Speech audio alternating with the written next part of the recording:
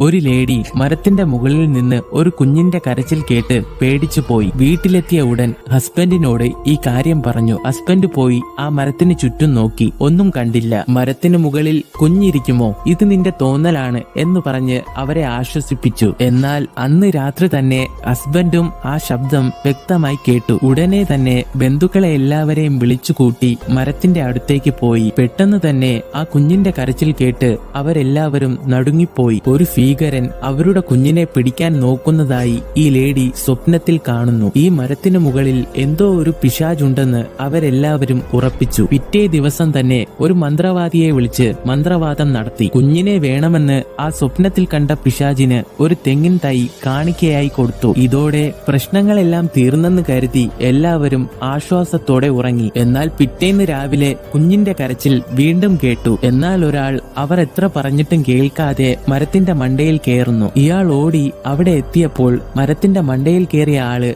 താഴെ ഇറങ്ങി വരുന്നു. എന്നാൽ ആ കുഞ്ഞിന്റെ കരച്ചിൽ ഇപ്പോൾ അയാളുടെ ദേഹത്ത് കേൾക്കുന്നു. പിശാച് അയാളുടെ ദേഹത്ത് കയറിയോ എന്ന് വിചാരിച്ച് അവരെല്ലാവരും പേടിച്ചു. അയാൾ തന്റെ കയ്യിലിരുന്ന ഫോൺ എടുത്ത് ഒരു ബട്ടൺ അമർത്തിയതും ആ കുഞ്ഞിന്റെ കരച്ചിൽ നിശബ്ദമായി. ഹലോ, ഞാൻ മറന്നുവെച്ച ഫോണ് എനിക്ക് തിരിച്ചു കിട്ടി എന്ന് പറഞ്ഞ് അയാൾ അവിടെ നിന്നും പോയി. അപ്പോഴാണ് അവർക്കെല്ലാവർക്കും മനസ്സിലായത് അവർ ഇത്രയും ദിവസമായി കേട്ട കുഞ്ഞിന്റെ കരച്ചിൽ അത് ഫോണിന്റെ റിംഗ്ടോൺ ആയിരുന്നു എന്ന്.